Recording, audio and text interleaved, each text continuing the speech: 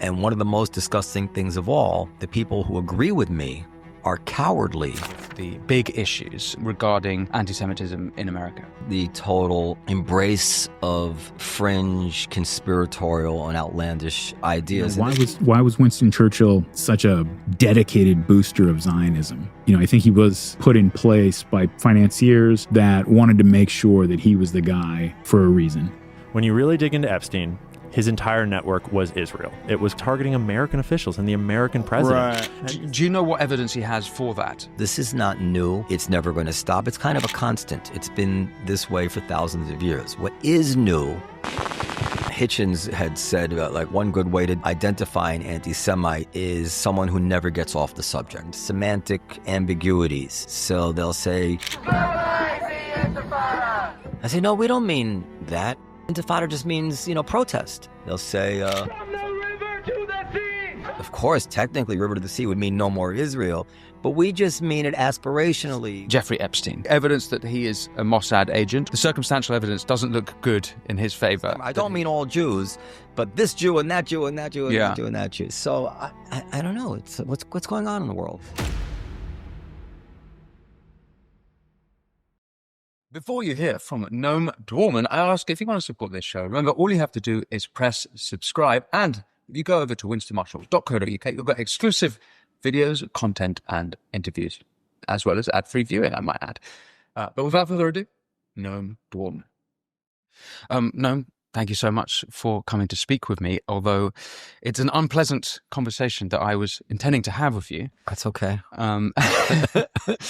We've been talking off camera and about the rise of anti-Semitic tropes that we're seeing specifically on the American political right. It might be an online phenomenon, but there are prominent characters, and this is something you've been brilliant on your show, Live from America, debunking some of it. And I think it's also worth noting that you might disagree with this, but it seems to me that given your role as the owner of the Comedy Cellar, the world's most famous comedy venue, a lot of these tropes are appearing not necessarily from the mouths of comedians, but a lot of those comedians are inviting guests onto their shows, whether it's Theo, I've seen Joe Rogan, and there's other comedians that we might be talking about today, like Dave Smith, who you've been in jousting with online, and so it does seem to me that it's relevant to the comedy world,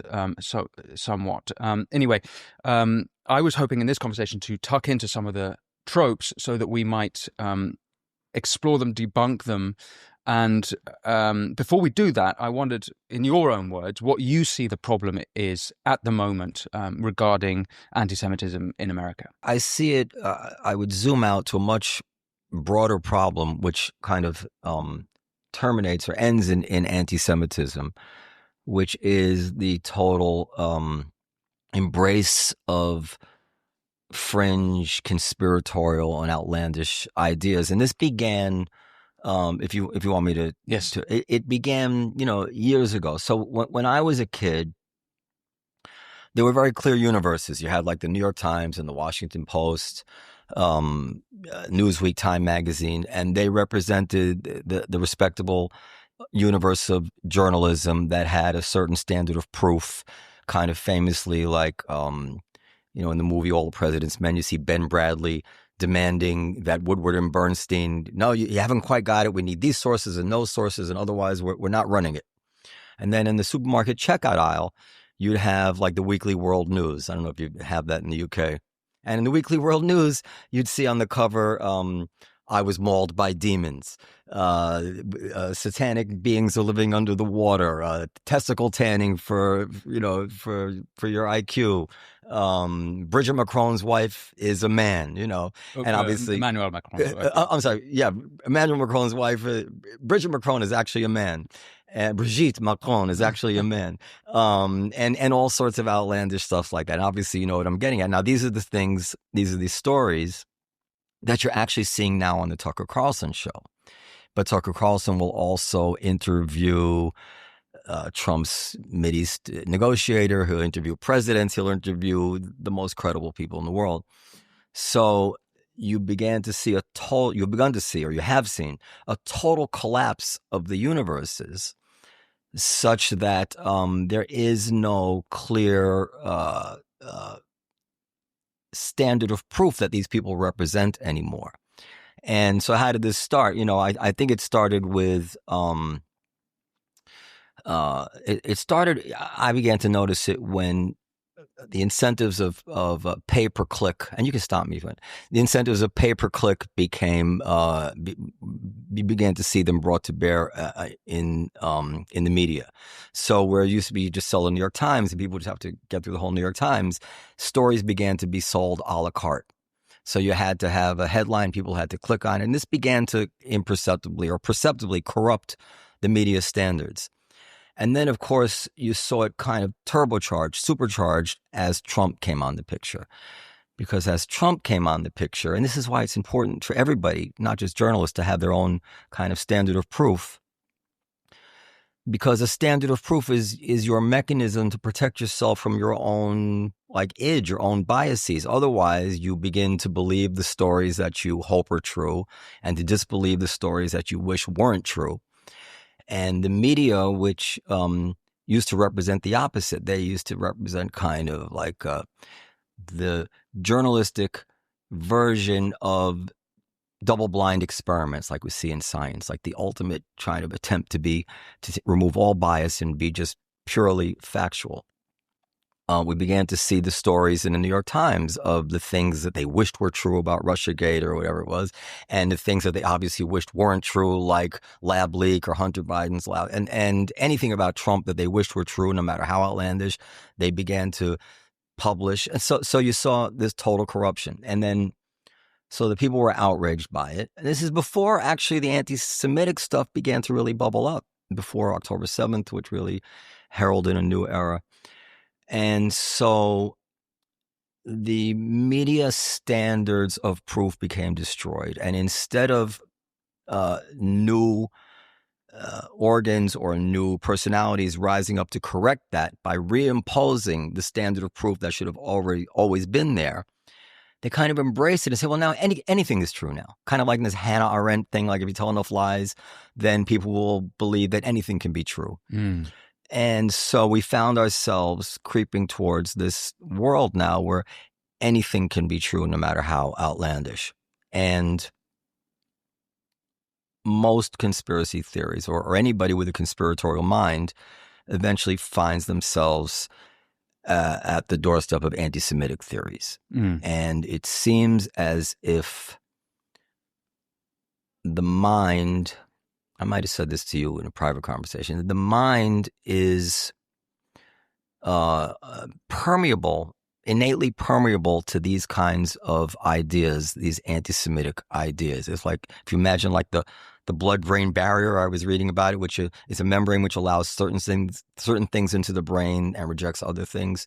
For some reason, these ideas of Jewish control, explanations for Jewish success and Jewish influence, and Jewish manipulating of the world and all this stuff, these have been around for thousands of years, and the brain is just susceptible to these things. Mm. And we're seeing a resurgence of these ideas now. It started on the fringe, like maybe with like the Dan Bilzerian and Jake Shields types, and then it kind of jumped the barrier to Candace Owens, or maybe she just became one of them, she was, and Dave Smith, and now you're seeing it popping up on Tucker Carlson and on the Joe Rogan show, and it's everywhere now. That's a very, very long answer.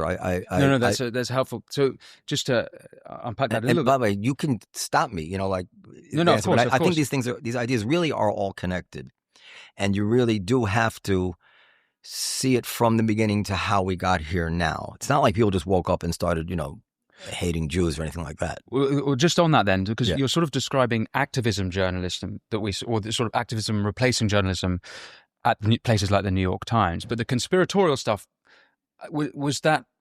Would you lump in, let's say, what the New York Times did about Russiagate as conspiratorial, or that's kind of activism, or because the conspiratorial stuff seems to be happening in the realm of basically podcasting and YouTubing? A lot of the stories that we read about Trump were conspiracy theories. It turns out the key to losing weight and keeping it off is not in carbs or fat or even probiotic-rich foods. Note, the endgame of having a healthy weight, as well as more energy and a long, healthy life, comes down to a specific switch you can flip in your body to flush out unnecessary calories. Dr. Stephen Gaudry is calling this caloric bypass. And by activating this specific process in your body, he has seen thousands, yes, thousands of people dramatically improve their health, even at age 50 and beyond. This includes losing weight, getting tons more energy, and returning to the good health they had in their youth, once they simply address this one key to better health. Not only that, this is actually associated with improved digestion, strong feeling joints and muscles, smoother skin, and healthier lives. Dr. Stephen Gaudry has lost 70 pounds himself using his research and has kept the weight off for over 20 years. His digestive issues are gone. His health is fantastic, and he feels younger and healthier today than he did in his 40s. His video has been watched by over 20 million people to date, and you can watch and learn more about it at thehealthyfat.com/win. It's linked at the bottom of this video, but he'll teach you how exactly to keep the weight off for free at thehealthyfat.com/win. But back to the interview. And they ran with stories without evidence, often without evidence, and often that stories that you could only sell by eliding, as they say, contrary facts and contrary evidence. So many of us always knew Russiagate was false. There was enough information out there to just say, well, this is surely false, or at best, it doesn't meet anybody's responsible standard of proof. If this had been all they had, if this had been the same level of evidence that Woodward and Bernstein had, Ben Bradley would have never allowed that story to be run, right? But you had Rachel Maddow out there saying, "Look, seems like our president is a spy." Crazy stuff.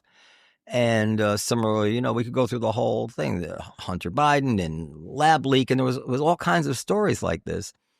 And the media just failed us. Science failed us. We saw how this is all like cliche stuff already, but it's very important that they said that, you had to lock down unless you were going to go protest for a BLM riot, in which case racism is a public health issue also. Responsible papers run this stuff. Yeah. So one of the classic things we see is, turns out the conspiracy was right after all. And I think the COVID origin story is a really good example of that. That was a conspiracy theory. People were blocked on or suspended off social media for positing the idea, and it turned out to be true. And so now that seems to me to have encouraged a whole world of conspiracy.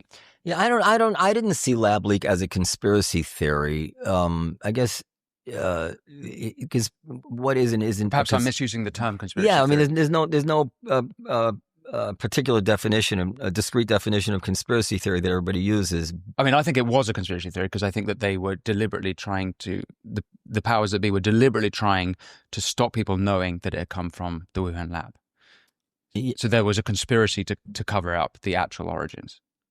I don't know enough about that, Okay. but I do know that it, as Jon Stewart famously pointed out, it was just a hell of a coincidence that the one place on Earth that they were studying this kind of spike protein viruses is exactly the town where this breaks out, and there's all kinds of weird stuff going on, and it just seemed like almost a reaction to Trump at the time, because Trump was kind of saying this is the China virus, and and it was a perfect storm of so many things, because you had people in the New York Times tweeting out that this was a racist theory, that it came from China, right?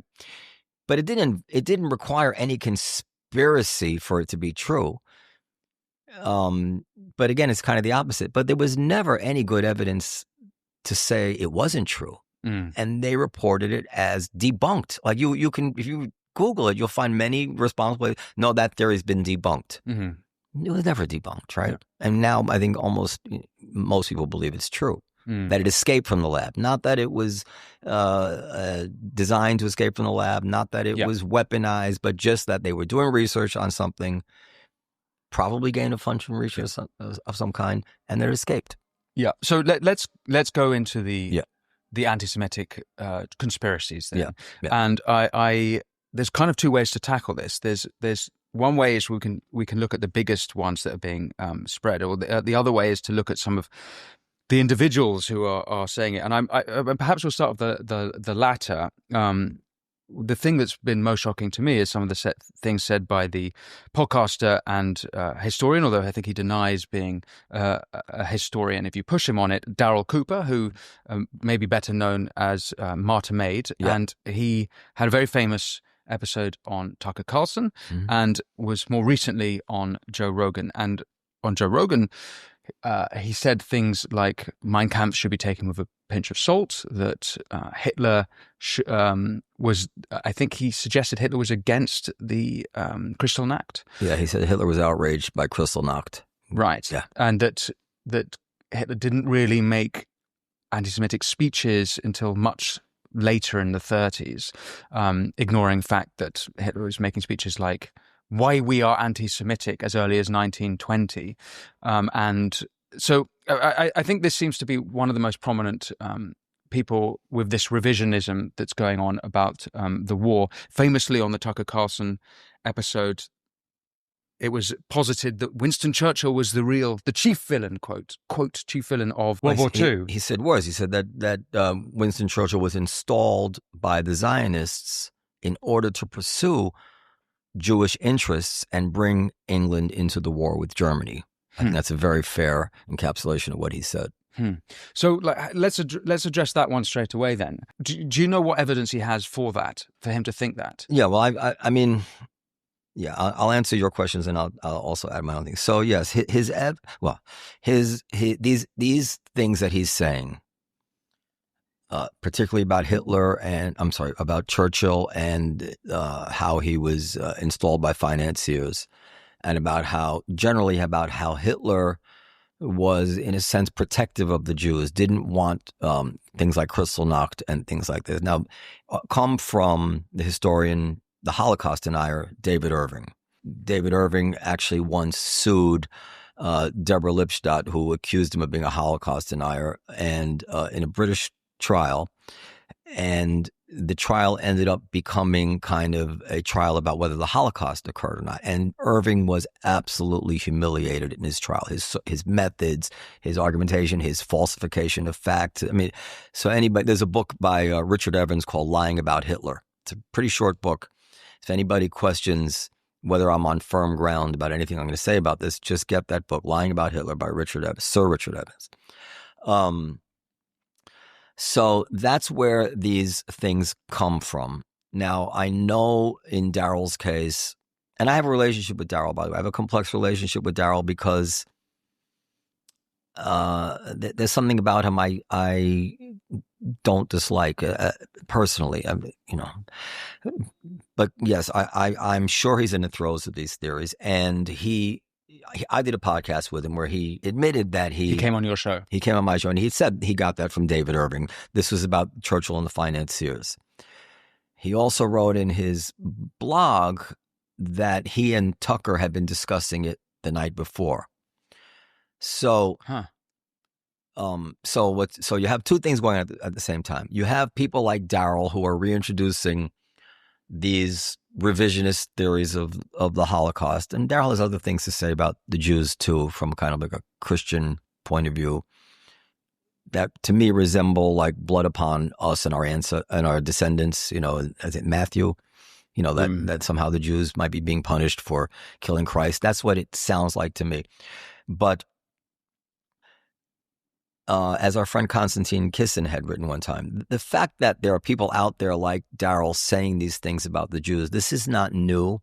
It's never going to stop. It's kind of a constant. It's been this way for thousands of years. What is new is, going back to why I gave that whole long spiel in the beginning, is that they are now given, as Michael Shermer put it, the mantle of respectability by being invited on these leading shows in the country, in the world, and not to be challenged, not to be have a debate.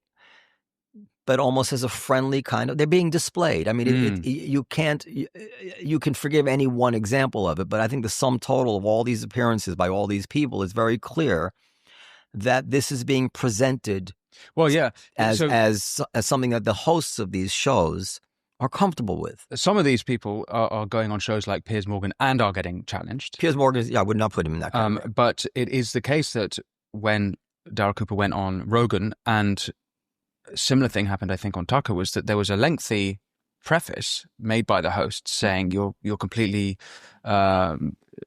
written off, and it's completely unfair how people talk about you, and so they're basically puff interviews.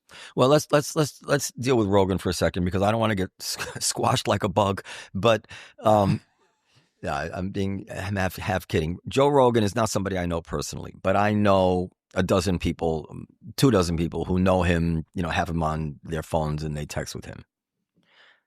By 100% of all accounts, Joe Rogan is not anti-Semitic. I have no reason to think that he is. I would be surprised if he were. What Joe Rogan is, again, is why when I had the opening thing, Joe Rogan is open to conspiracy theories. Joe Rogan just a few months ago was talking about how he was giving the reasons why the moon landing might very well have been staged. And you can see as he's spinning it out, you can see that he believes this, or thinks it's likely true, that no human has ever gotten past the Van Allen radiation belt in deep space, and that you couldn't do it now, but because video technology was very primitive in those days, you could point a camera at a screen and make it look like it was, so if you're ready to believe that physics isn't real and the moon landing is not real, what hope is there that you have the mental girding to say, but theories about the Holocaust, that's where I draw the line. So I think that what's going on with Rogan is that he tends to believe all these things. And he had, I know you and I probably disagree. He had Robert Malone going on with the most outlandish, denial of the vaccine. And by the way, Malone, interestingly, also has this Israel thing where he says, well, Israel has a cash deal with Pfizer, and they agreed not to release any bad data about the vaccine for 10 years. So it's weird the way there's somehow Israel about it. And, recently Rogan said, he referred to the vaccine as an experimental vaccine that's completely ineffective. It was an experimental vaccine. Yeah, of course. But it was obviously not completely ineffective. Or listen, again, it comes back to standard of proof. I am, totally ready to be persuaded that it's completely ineffective. But it does seem like it was not completely ineffective. There's the debates about who should have taken it, whether people who had already had COVID should have taken it, whether people who were especially males of a certain age, where the risk of myocarditis from the vaccine might compare to the risk of myocarditis from the virus. There's all sorts of little nooks and crannies that shouldn't have been surprising to anybody. Listen, we've been eating eggs for thousands of years. We're still finding out information about eggs that we didn't know, right? We're still debating whether it's high cholesterol or good for you. So the fact that as time went on from the vaccine, we learned actually there's this complication we didn't know, and there's this thing we didn't know, and maybe it wasn't necessary for this is not different than information that comes to light about all the most well-known drugs, the most well-known tests. They treat this like, oh my God, how can you believe that we didn't know 100% of the vaccine? 100 years from now, things may come to light. But the notion that it's completely ineffective, I think. Well, and he had last week on a woman who says polio is not real. Polio is not real. Now, I mean, there's a part of me which wants to say, people die from this stuff. If you tell a million parents that polio is not real, a certain number of them will say, I'm not getting my kid vaccinated for polio, and a certain number will get, crippled or die. He had Robert Kennedy on saying that the diphtheria or pertussis mumps, whatever that vaccine is, kills or causes brain damage in 1 out of 300 children. We stopped using that vaccine here, but we give it. Bill Gates gives it to 160 million Africans a year. In other words, Bill Gates is knowingly giving a vaccine that kills or cripples 1 out of 300 people to 160 million Africans. It boggles the mind, the stuff that's getting passed around. And so I view all the anti-Semitic theories as inevitable in an atmosphere where there's a total embrace of standardless information and it's titillated by the fringe and the conspiratorial and the outlandish. The Weekly World News, because I'm saying the Weekly World News, except now their Weekly World News is being seen as people as the New York Times. So it must be true.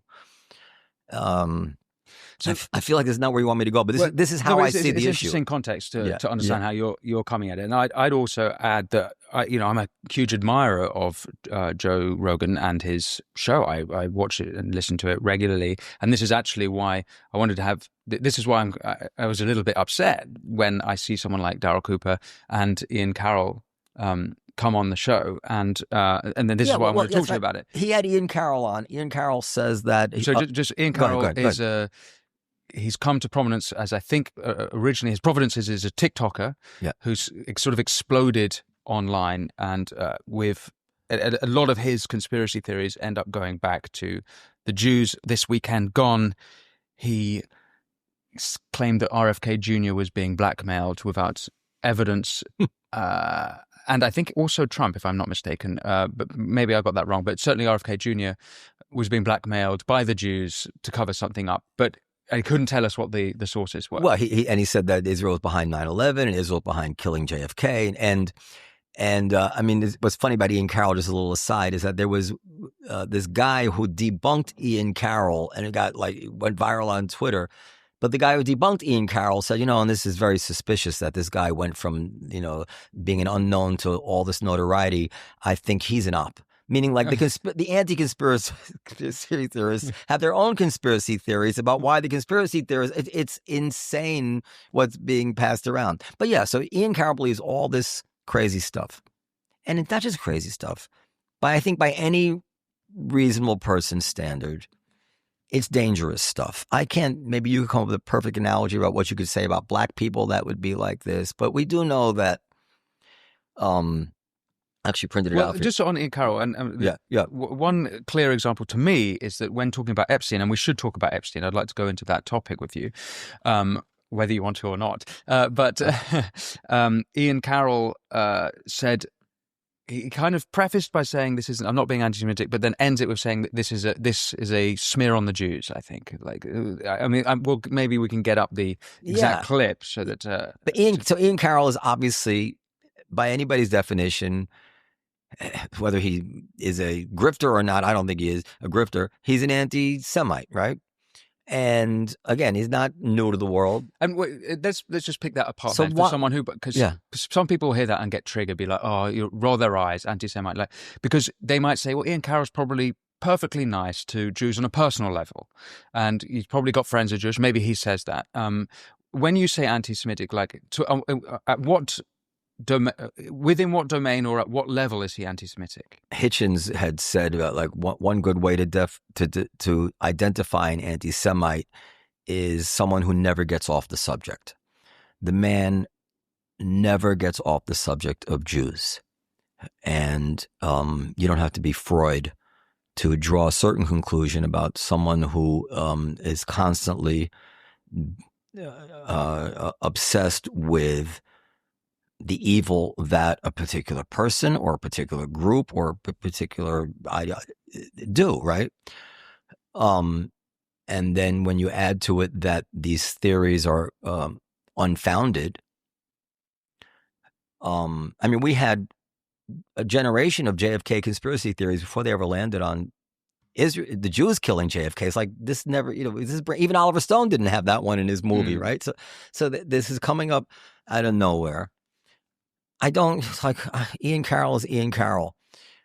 And of course, you can judge somebody by their friends. Like if there's just no way that I'd be buddy with somebody who said that black people are a bunch of, ape-like monkey, like who, God forbid, what they would say. I'd be like, You've got a friendly relationship with Martin Martin, Cooper. He wouldn't say that.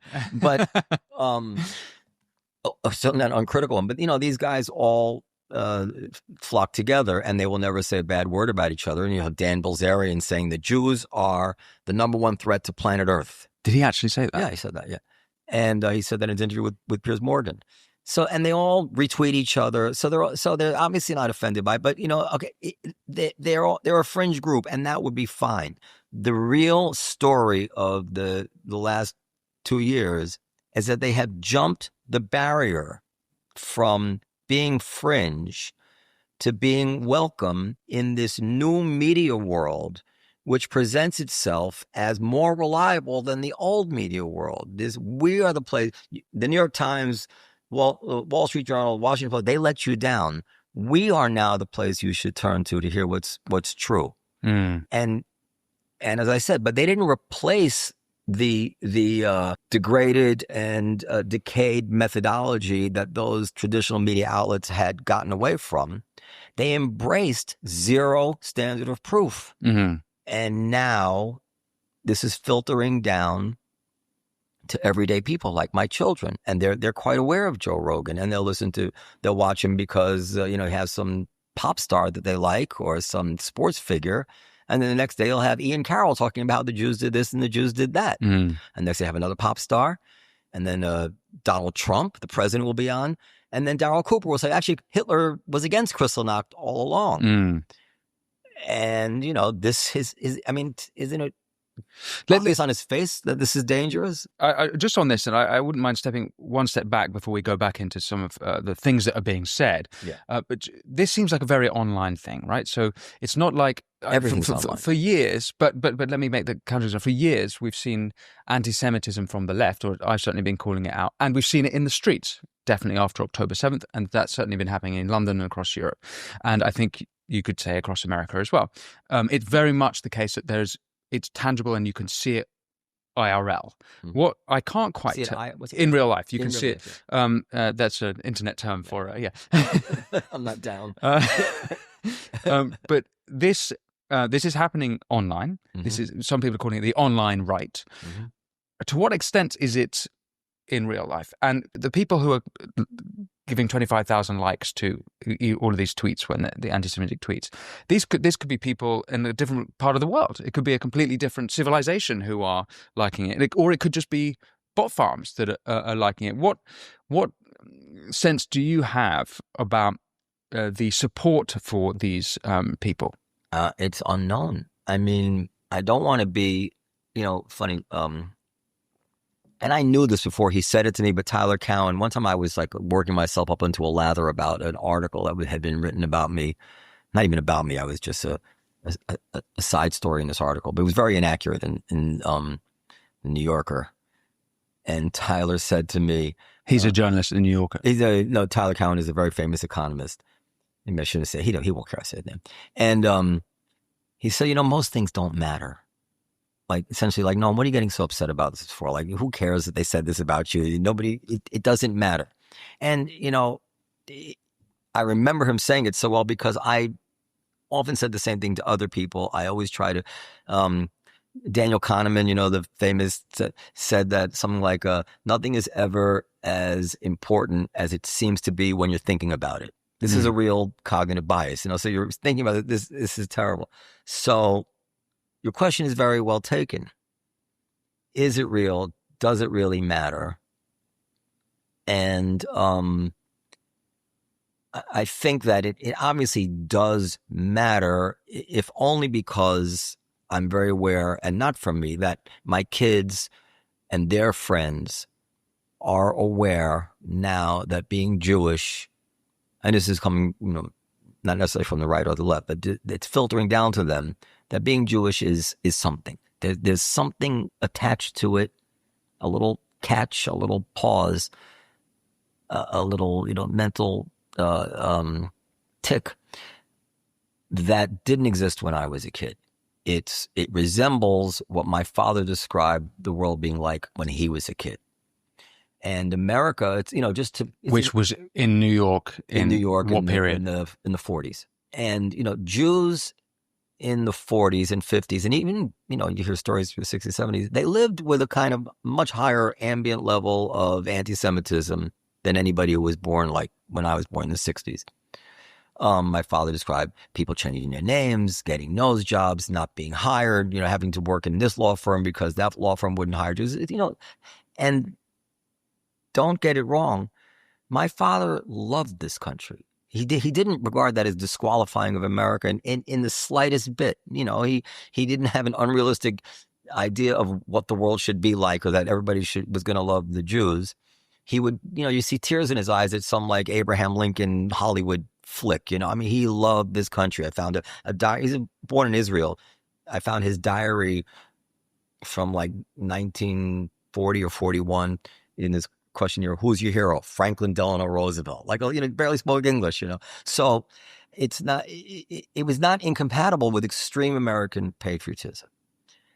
And so it's mattering in the sense that we are reverting to that historical mean of how Jews were seen and felt in the country. And it's not the end of the world. Like I say, like you could be totally happy as a Jew in America, even living with that anti-Semitism. But that's something. But then the question is, does it get worse than that? And I don't mean like another Holocaust or anything like that, but will it translate into foreign policy?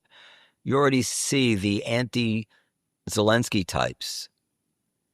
They don't even hide the fact that his Jewishness is part of the reason they hate him. Candace Owens will sneer about, I would never support Ukraine, that Bolshevik. Bolshevik is what the Nazis called the Jews, right? And then she'll list. And he's clearly not a Bolshevik, so this can only mean one thing. But she doesn't even try to hide it. She'll list like some old Soviet thing, and she'll count the Jews on it. These are like she's clearly, and then Tucker Carlson will, Zelensky, that sweaty, rat-like, persecutor of Christians, friend of BlackRock. Now, you can have any position on Ukraine, but, how did Zelensky become an evil guy? He was attacked. He lost, was going to lose 20% of his country. So it's veering off into policy. Obviously, from my parochial point of view, that's not going to be good for our policy vis-a-vis Israel. I'm trying not to mention Israel because nothing of what I'm saying here has to do with Israel. Like, to me, when you see 10, 20, 30,000 civilians die in a war, it is completely fine to debate that, to say, I don't think that Israel's goal in getting rid of Hamas should be paid for. I think that's too high a cost. Yeah. I think Israel is wrong here. That's not my, you can make that point without talking about how the Jews are involved in a global conspiracy to, start all war. So, and most people who criticize me will eventually start attacking me, like on Twitter. Oh, you Zionists this, and you don't want anybody criticizing Israel. And I just want to draw a very, very bright line between what I'm saying and my feeling about people criticizing Israel. Obviously, if someone is full of hatred of Jews, they're going to hate Israel. I get that. But there are many people who make anti or critical arguments about Israel. And they're written off as anti-Semitic. Yeah, but I'm saying like Glenn Lowry, for instance. Glenn Lowry, who's a friend of mine, he is a critic of Israel now. I would punch somebody in the nose if they tried to say that's anti-Semitism. It has nothing to do with what I'm talking about here. On that, actually, it's interesting because there is a new definition of anti-Semitism that's been trying to pass through the Congress, or I'm not quite sure. It wouldn't be Congress. Oh, Congress, yeah. And this is, I think, a couple of years, and there's been a bit of a battle over this because the fear is that the definition, I think it includes comparing the behavior of Israel to Nazi Germany as anti-Semitic, which I guess where the definition here is this.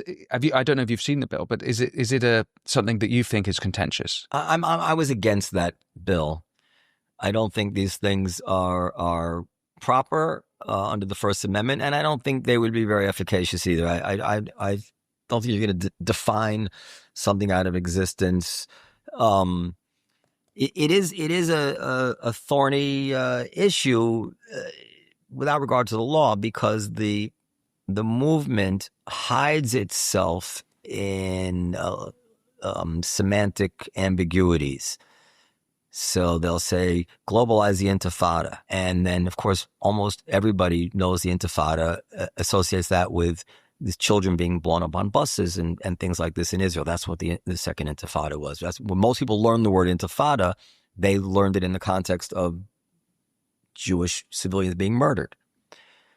I say, no, we don't mean that. We mean Intifada just means, protest. Well, then why don't you say protest, right?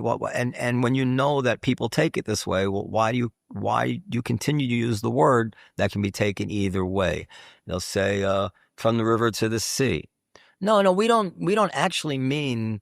Of course, technically, river to the sea would mean no more Israel, but we just mean it aspirationally. We want everybody to be free. So they'll seek refuge in these, in my opinion, purposely ambiguous phrases, so that you really can't, beyond a reasonable doubt, prove where they're coming from. So that's why the other side backs into these kind of ridiculous definitions. They say, well, if you're comparing this, that means you're an anti-Semite. But obviously, you can't say that. If you see a bunch of Palestinian children being killed, massacred, let's say that's what you believe happened. I don't believe that's happened, but as far as intentionally massacred, you're allowed in the current war. Ever. I mean, you're allowed to compare that to things that the Nazis did. That's not. You can't say that's anti-Semitic. You just can't. At some point, you have to accept you can't read everybody's mind, and you're not going to make a law that says, well, if this person says that, therefore the internal workings of his mind are that. It's probably true. No. In most cases, most people who seem to get joy from comparing things that Israel did to what the Nazis did, they have some English on the ball there, right? Like they're getting a little bit off on that, but that's not to be legislated. It's just not. People have a right to be anti-Semitic. Yeah. Let's talk about a couple of the big issues. One of them, which we've hinted at, is Jeffrey Epstein. Now, I will try and make the best case. I'm going to play devil's advocate because, in my opinion, don't talk about my Jeffrey Epstein. In my opinion, the evidence that he is a Mossad agent or an Israeli intelligence is circumstantial. However, the circumstantial evidence doesn't look good in his favor that he's linked to Israel. Okay, go ahead. I don't know about this. Tell me. But I think that this is make the best case that he's a.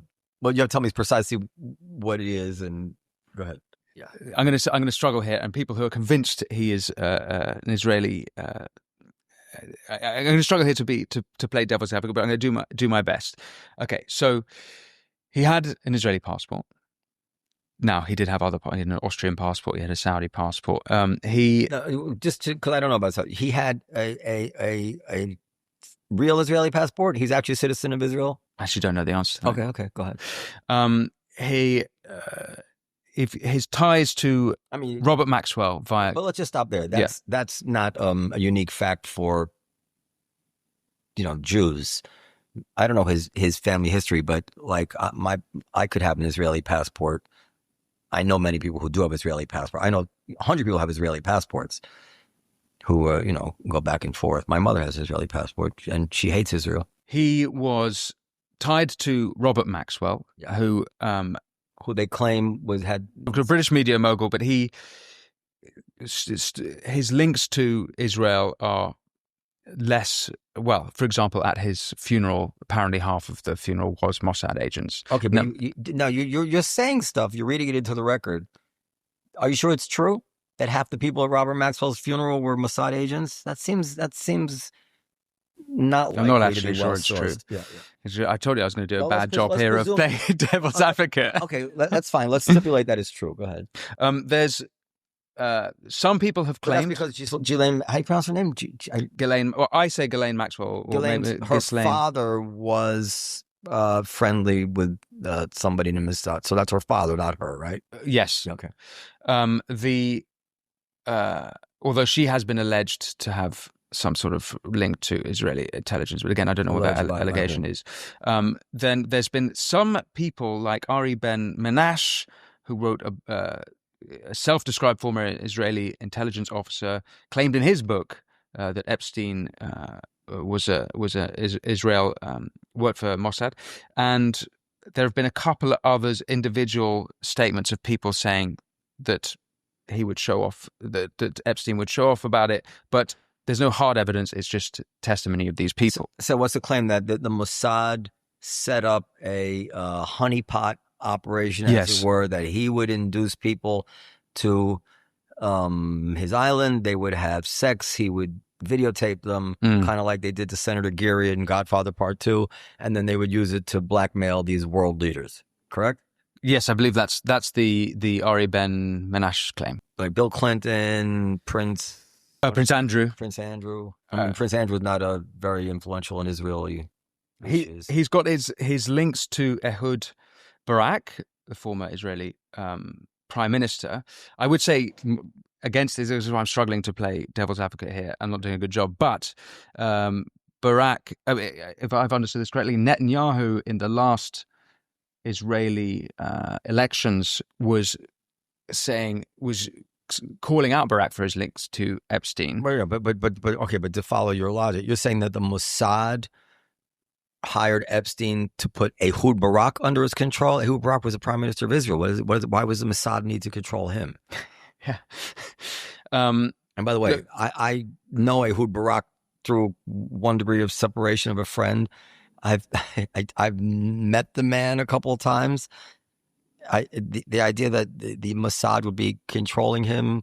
I mean, if you know anything about his posture in Israel, he is Netanyahu's number one nemesis.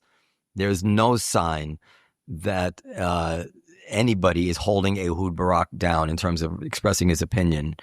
I mean, it's almost bizarre. Okay, so this is okay. Let me, instead of trying to play devil's advocate, Bill Clinton, it's true, was very pro-Israel. You know, right? Yeah. Proof. Yeah. Look, the thing that struck me was when I think it was it the Florida case, and he didn't get the full punishment because someone said it was a plea bargain. It was a plea bargain, and he said that this guy's intelligence. He didn't say he was Israeli intelligence, he was intelligence. And it seems to me that his intelligence is a possibility. I don't know why everyone's jumped to the conclusion that he's Israeli intelligence, because there's just as much evidence to suggest he's a CIA or American intelligence or some sort of combination. This is why I said at the very beginning that people need to have their own objective standard of proof that they live by, that they use to protect themselves from going in on something they wish is true, and to protect themselves from not believing things that they wish weren't true. On any number of issues, I could present you with this kind of same scant picture, somebody said, that you're presenting about Epstein. And depending on where you kind of lean on that issue, you believe it or not believe it. I can't prove a negative. I can't say that the guy had no involvement with the Mossad. He obviously reached a lot of influential people. That's another step to say it's a honeypot operation. I mean, I absolutely don't know. I do know this: that the New York Times and the Washington Post and Israeli newspapers like Haaretz that are enemies of the Israeli government, they are very well connected. They know people in the most sensitive inner workings of Israeli power and the Mossad. They're highly motivated to find this stuff out and to report it. And they have not. And that absence of reporting is meaningful to me, because I know goddamn well that a hotshot New York Times reporter or a hotshot Israeli reporter would love to break this story. They've broken much more damaging stories to Israel than this. So why more damaging? What would be more damaging than this? Torture in Israeli torture Palestinians in prisons, like would be worse than child exploitation, trafficking, and child sexual trafficking. Oh, well, you didn't say about the child trafficking. No, that's a whole, nothing that you said would indicate to me that the child trafficking that Epstein was involved in would be part of the Mossad plan. I mean, like I would, Sure, but if he's the Mossad agent, then it's no. My presumption would be that people like Bill Clinton and Ehud Barak and all these guys, it's absolutely believable to me that they go to Epstein's island and he hooks them up with prostitutes. What's very hard, and that would be enough to blackmail them, right? What's very hard for me to believe is that Epstein would presume that he could introduce 15-year-old, 14-year-old girls into Bill Clinton's world, and Bill Clinton, and you're talking about every one of them wouldn't say, no, what the hell are you doing here? Number one, I'm not attracted to 15-year-old girls. I think it's disgusting, and you can get me like I cannot imagine anybody of the hundreds of people that I know, if I tried to hook them up with a 15-year-old girl, would look and say, "What the hell is the matter with you?" Like, you can't make that presumption. So the idea that the Mossad would think we're going to get these guys in bed with 15-year-old, this is fantastical to me. The idea that you can, and this is a tried and true kind of compromise, that we can get them in bed with a prostitute or seduced by that could be. The question is then, what is the Mossad getting compromised on Bill Clinton, ex-president Bill Clinton for? Or Bill Gates. So it just seems so far-fetched, doesn't it? And as we know, there's a revisionist take on everything. There's a conspiratorial take on everything. These people find facts that don't kind of add up, or somebody said something, or they make it up, or they take it out of context. I call likely bullshit on the whole thing. But if it's true, it's true. What do you want from me? Yeah. I'm just asking questions. Listen, my country, America, right? We know the CIA was involved in very, very shady stuff, over time. But, but the people who believe this stuff, do you know that Tucker Carlson, and I kind of checked this out to get it confirmed my own, he reported to Donald Trump that if he didn't have J.D. Vance as his vice president, and by the way, J.D. Vance is totally in bed with these guys and with Alex Jones. Alex Jones is another one you didn't bring up, that the neocons would have Trump murdered. He told Trump, you need to hire J.D. Vance, otherwise the neocons will have you murdered. This is how crazy these people are. And he has communication with the president. So this is a guy that's telling me that Epstein might be a thing, or people like this. I'm not going to spend 5 minutes thinking that these people, you shouldn't either, because their entire track record screams there's nothing about this person that's reliable. This person has no standard of proof. There is no fact too outlandish that he would say, no, I can't write that. No, I can't bring it up in the interview. It doesn't matter if they'll say anything whatsoever. So you don't know if it's true. You're in Never Never Land, and you, I would say, are also losing your ability to know what's true and what's not true. You have to have a standard of proof. There has to be evidence. Fair enough. I actually didn't know about Alex Jones's involvement, or rather him being part of this group of people. What do I need to know about Alex Jones? First of all, this is another the jumping the guards. Now, Alex Jones, there's a documentary, The People versus Alex Jones, or some which goes into the way he treated these parents of the Parkland shooting. And it is the most upsetting thing you will ever see. This man, what he did to these families, how he lied, how he tried to pretend that these poor children who were murdered was just a faked moon landing, as it were, is so monstrous. You would think that this guy would be permanently ostracized from the respectable aspects of society. It's just disgusting. Like you can't overstate it. But no, Tucker Carlson says Alex Jones is a divine prophet. And Joe Rogan has said, Alex Jones has had his moments, but you have to understand he's finding out so many true things. It takes a toll on him.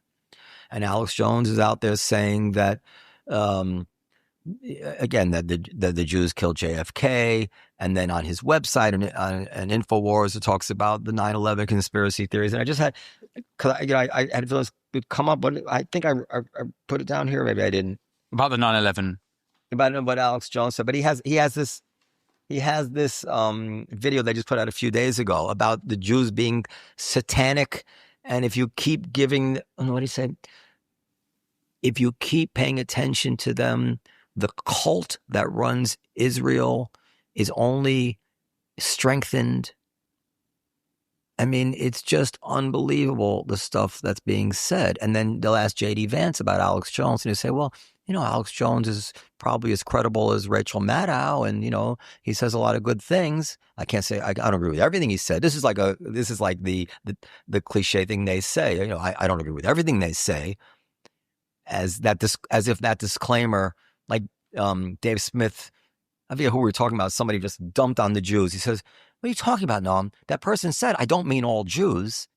It's just this pro forma disclaimer. I don't mean all Jews, but this Jew and that Jew and that Jew and that Jew and that Jew. So I don't know. It's what's going on in the world. That point there of, I don't mean all Jews. So this is something I noticed, which is quite often it's... You don't mean all Jews when you say Epstein, right?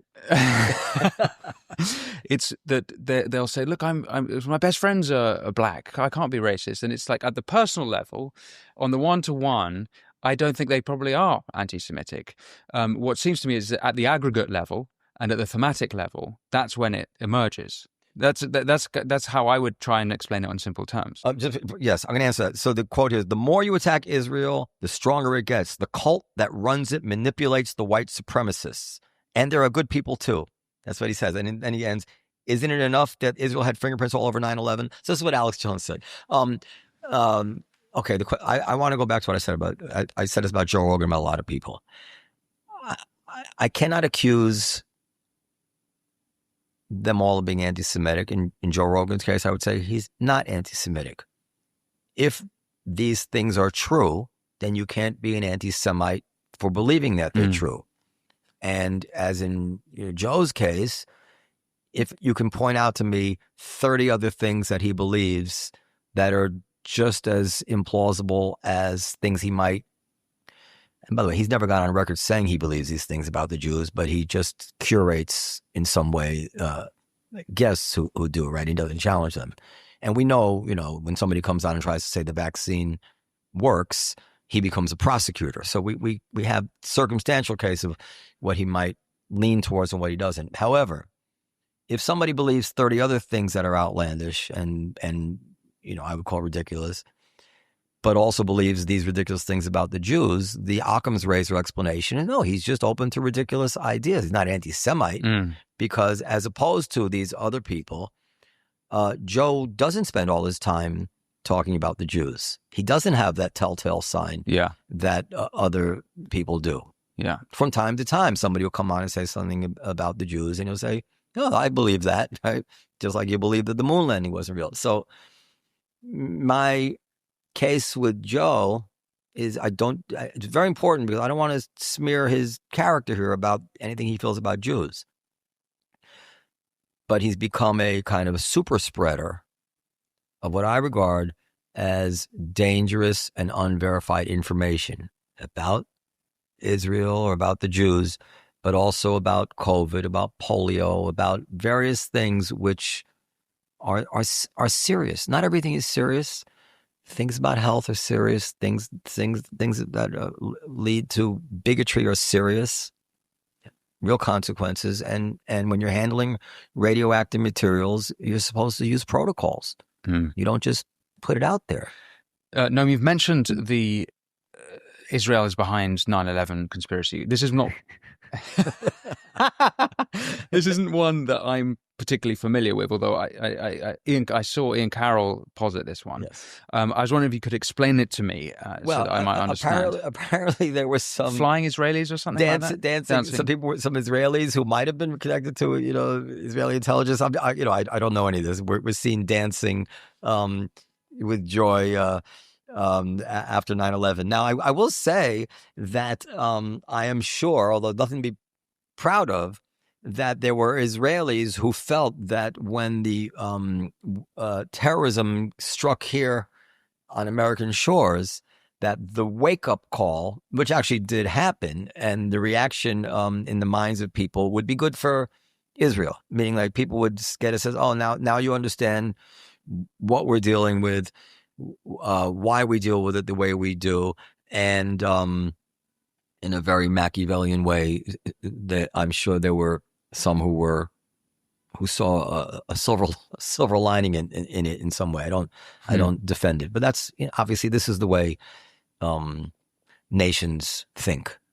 How many times we heard about, there was a bombing over there, but that's good for America because, but anyway, but what makes it ridiculous, and again, and because it's so ridiculous, this is why you should not be taking information about Epstein from these people. Bin Laden admitted to 9/11. We saw this 9/11 letter that he wrote, but like a year ago, going all around TikTok, where he was explaining why he did 9/11. So I guess this means that Bin Laden was also a Mossad agent who did 9/11, or was just staged to pretend he did 9/11. Israel was behind it, and then the Obama administration killed this guy who was. It's so ridiculous. It's an insult to anybody's intelligence, and how a guy who thinks this way gets on a top show, and nobody says to him, "Hey, wait a second, are you saying that I saw Bin Laden," like the minimum of challenge that you would ask your friend at a bar who was saying something dumb like this? Hey, wait a second, I saw Bin Laden admit to 9/11. I read his letter. Reconcile that for me, please. No, not even that minimal inquiry is done.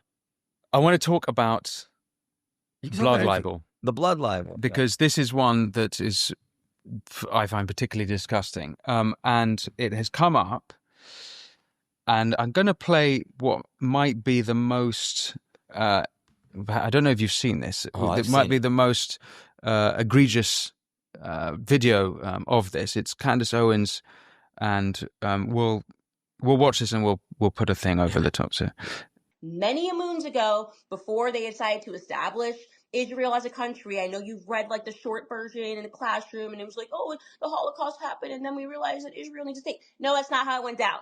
That's not how it went down at the F all, okay? Catholics and Christians were going missing on Passover, and then they would find bodies, okay, across Europe, and they were able to trace them back to Jews. Blood libel. They weren't Jews, okay? These were Frankists. And so just like Leo Frank killed Mary Fagin on Passover back in 1913 or 1914, I can't remember the exact dates, he did it during Passover for a reason.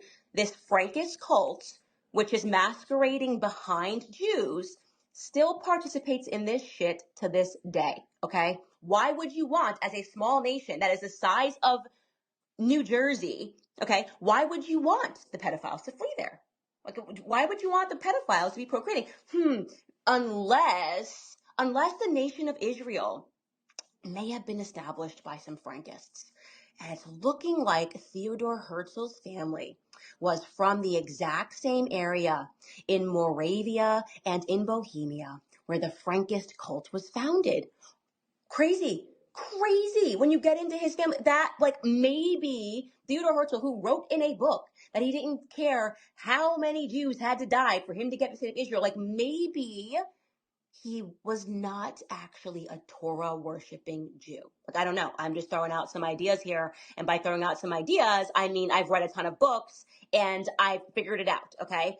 I am just like so over the idea that Israel is our ally. And if another person says that stupid statement, I'm going to personally punch you in the face. I am. It's going to be me. That's a joke. Don't take this video off of Twitter. Wink. Okay, so obviously there's quite a long clip there. There's two things that stand out to me. It's the blood libel, which is worth going to, because ancient blood libel, and then there's the Frankish cult story. So I guess we probably should start with this Frankish cult thing before going into Frankist, right? Frankist. Oh, sorry. I think. So what on earth is she talking about? Okay, I don't know. I mean, I know the blood libel has been around only because I looked it up since the 2nd century BCE, And it's this notion that the Jews would steal Christian babies or steal baby and to use their blood to make matzah. I first heard about this, I don't know, like 20, 25 years ago. This was printed in a Saudi newspaper. That's my recollection. It was some article about that. And it got coverage around the world that the Saudis had printed something like this. She says it's going on to this day. Now, I mean, where do you go with that? I mean, is there any evidence presented? Is there a mom out there saying that my children disappeared on Passover? It's the most foul version of anti-Semitism. I'm going to go on a limb and call that anti-Semitism. And again, just to rehearse it again, the fact that Candace Owens says this stuff, she's saying it because it's always been said. How is it that she has found herself in the clique of the people who are one or two, no more, degrees of separation from the President of the United States and the people around him? Mm. How is it that somebody like Dave Smith, who is pretty much Joe Rogan's go-to on political things, right? And Israel and Palestine, yeah. He is extremely tight with Candace Owens, compliments her on Twitter, and will not even say that is anti-Semitic. And Dave Smith is Jewish, I think. Dave Smith is Jewish. People don't know. Apparently the descendant of survivors. That is the danger here. It said on my show a few times already. It's like the opposite of guilt by association. There is an innocence by association that she benefits from, because rather than be shunned, there used to be a cordon sanitaire around certain of the most vile ideas on earth, certain just disproven ideas that were known to be passed around by the most murderous, horrible people in the world. Protocols, Elders of Zion, and the Nazis, and whatever. No more. These ideas are perfectly acceptable for conversations. And would it shock you if Candace Owens were a guest on Joe Rogan? Well, she was just on Theo Von. Now, and what they'll do is they won't ask her about the blood libel, but that's already complicit. Like, I'll do interviews sometimes. People say, is there anything you don't want to talk about? I'm like, no, I said, whatever you want, because I almost don't want to corrupt the interviewer that way.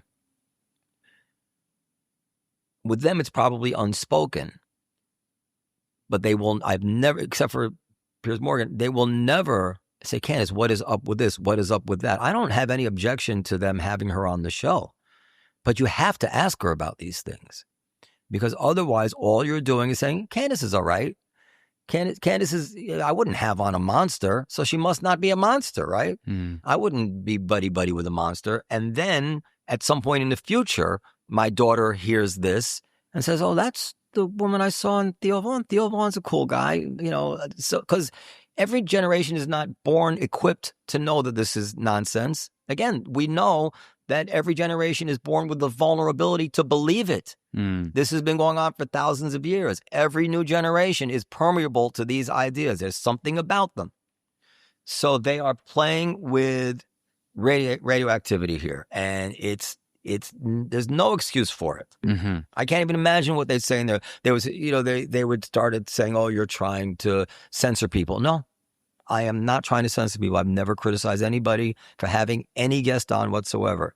If you wanted to interview Candace Owens, I say, good for you. Yeah, I think that's actually it's one criticism I've also had is, you're trying to cancel that. So no, at no point would I ever suggest that these people shouldn't have the right to say what they think. I think what we're arguing for, I would like for to interview these people, is editorial. It's as in, like, you should actually fact check and challenge these people when they say things that are incorrect, and think twice about whether lies should be spread.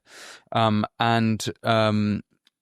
yeah, from a free speech point of view, they should have the right to say it. I think you've been clear in this conversation about that. But also, maybe this is corny, we all have a responsibility to be a positive force in the world, you do have to ask yourself, why am I presenting? If I agree that what she's saying is awful and dangerous, what am I doing here? Yeah. Well, I'm going to bring her on and I want to challenge her. That's bringing. Yep. That's good to the world. I want to bring her on and just make her seem like she's just like one of the guys, that she's perfectly acceptable to my company. No, you have every right to do that from a legal point of view and from a best way to run a country point of view. But that doesn't mean that you ought to do it. There's a million things you can do. You can punish your kid terribly unfairly. It's your right to do it, right? There's no law against it. That's not an excuse for doing it. They say the government can't come in and tell me how to raise my kid. Yes, you're right. The government cannot come tell you how to raise your kid. That's still not an excuse for being abusive to your kid. So at some point, these are just smoke screens. Fine. You have every right to do it. That's next question. You have every right to do it. I'm not criticizing your right to do it. Why are you doing it? If I can make I sort of wrap this up with a point of optimism, it's that it's that I think it's clear that President Trump is very pro-Jewish and pro-Israel. And I also think that there's a big part of America that is very pro-Jewish and pro-Zionist. And I think of Christians. There's a big Christian Zionist movement in America. So although what we're seeing is happening online amongst prominent people, and as you've explained, it can be linked to the White House, for you said via J.D. Vance, I do think that America, there's still a lot of philo-Semitism. And for me, that's encouraging. Would you agree with that opinion? There's a lot, yes. The trend seems to be for the worse. I used to say, first of all, I used to dismiss right-wing anti-Semitism until very, very recently. Even dismiss it as in it doesn't exist. No, as being not something that we ought to be really worried about. Even through Charlottesville, who I just kind of regarded as a bunch of loser Nazis, living in their parents' basement. I remember the second annual Unite the Right March got like 24 people, or even the awful shooting at the Tree of Life Synagogue. You're going to have these one-offs, and there had been a foiled plot also under Obama. But the right was staunchly pro-Israel and staunchly reactive against anti-Semitism. It was all the left, that was embracing this stuff. It's completely different now. It's changed almost overnight. And where the left is now, throws their intersectionality, which paints the Jews as white people and the bad guys in that story. Actually, in a weird way, the left is not about the fundamental flaws of Judaism or Jewish people. The left is put the Jews in this larger category of villainy. But the right has now re-embraced these kind of age-old theories of Zionist control. Can I read, just to the just so everybody understands how it's all ties together, like the Hamas charter, right? They are behind World War I. They're behind World War II, through which they made huge financial gains. Sorry, what's this from? Hamas this is charter. Hamas charter, yeah. They paved the way for establishment of state. There is no war going on anywhere without having their finger in it. So it's exactly the kind of stuff you're seeing from Candace Owens or whatever it is. So Trump is 78 years old, and it's not at all. Nobody would be shocked if he didn't survive office. Anybody that age. And Trump, I think, is staunchly pro-Israel. And by the way, the country has every right not to be pro-Israel. I just hope that it wouldn't make their decision on Israeli policy based on the fact of their feeling about Jews. It should be in America's interest. America is less and less. America seems, Vance especially in that wing, Tucker, they seem to see it less and less in their interest to support our Western civilizational allies. And even Trump, threatening, he will not take force off the table, whether or not we're going to take Greenland, from the Nether. I mean, this is insane, right? To speak to a European ally, we might take it by force. So I think that if Trump were to pass from the scene, if these people don't see a reason to stand by European allies, and if these people hate Zelensky, and Zelensky's Jewishness is a recurrent theme in their rap sheet on Zelensky, I think it's more likely than not that President Vance will be a much less of a friend to Israel than President Biden was, that's for sure, or that even President Kamala Harris would have been, and that anti-Semitic reasons will have a big part of that equation into why that decision is being made. No group of people that embraces Tucker Carlson and Alex Jones and Candace Owens and Ian Carrroll and all these people can be trusted on any issue that regards Jews. I mean, just can't. I'm not a paranoid person about this stuff. I don't think, No, yeah. I think it's disgusting what's going on. And I know we want to end. And one of the most disgusting things of all is seeing how the people who agree with me are cowardly about challenging this when the people who might be confronted are powerful or friendly with them. There's no excuse for it. You can read Konstantin Kissin's very good article about the woke right, where he speaks beautifully about the dangers of what Tucker Carlson is doing. And I would like to see like-minded people extend that logic to whoever is presenting these people, wherever, and let the chips fall where they may. There needs to be some sort of civil war among people like us who, on this side of the issue. It's very, very upsetting. Well, yeah, you've been one of very few voices calling it out, and I'm actually grateful for your work. And that includes COVID denial too, by the way, because of that issue, Bhattacharya. Okay, well, on that we might probably disagree, but let's stick to where we agree. I'm trying desperately to end optimistically. There's no reason to be optimistic now. Can I tell you one thing about optimism? You don't want to be optimistic. You don't want to be pessimistic. You want to get it right. You want to be realistic. Most things that go wrong come from an excess of optimism. So it's very dangerous to look for optimism. You have to try to call it like you see it, and you have to be realistic about what's going on. That is the best posture. I don't think there's a reason for optimism here, and I'm also not predicting disaster. But to the extent that we recognize the danger, that will be the most likely reason the disaster doesn't happen. Yeah. Be that it may, I still get optimism from knowing that you at least have the courage to call out these people who are within your industry, within comedy, and within, I guess you would call it the media world or the alternative media world, of the world of podcasting.